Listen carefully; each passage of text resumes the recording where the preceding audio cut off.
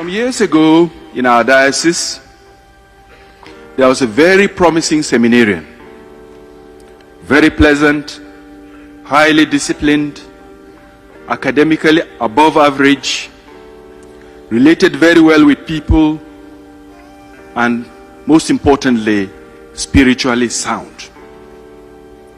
When he was ordained a deacon, a few pastors or parish priests dropped hints, in fact campaigned that he should be appointed to their parish because he would be an invaluable asset. We ordained him, and 2 years later, he seemed to be a disaster because he had become an alcoholic. We did all we could to salvage him, to no avail. In fact, on one occasion, I sent him to a psychiatrist to have his head examined whether he was normal. Occasionally he got missing for 1 week or 2 weeks, and he delighted in hiding so that we will worry about him.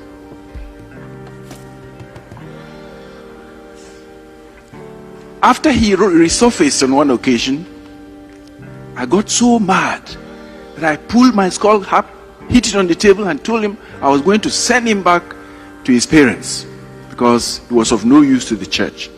He had disgraced the church, disgraced the priesthood, and so on. He listened to me attentively. He didn't say a word. When I finished fuming and blasting him, he said, "But my Lord, I am a sick man. My Lord, I am a sick man." I was deeply moved, and we started to look for help.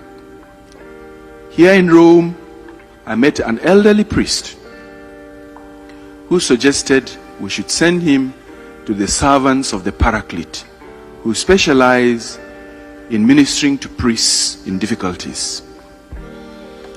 We sent him to them in England, Stroud.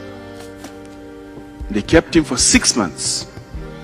And after 6 months, he came back totally transformed, totally changed. I adopted a wait and see attitude. It was too good to be believed. 2 years passed, 3 years passed, 4 years passed. He remained extremely sober.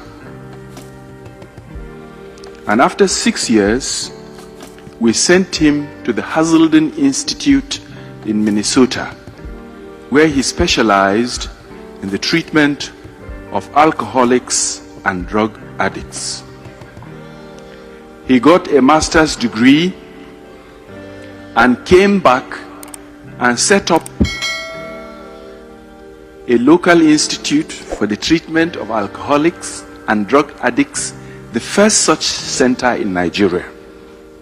And last Christmas, about 86 graduates of this institute, who have now obtained sobriety, came to thank the bishop for sending this priest to specialize in this area. While I was fretting and fuming about this priest, I did not realize that the Lord God had his hidden agenda for this young man. The Lord himself told us, "My ways are not your ways, my methods are not your methods."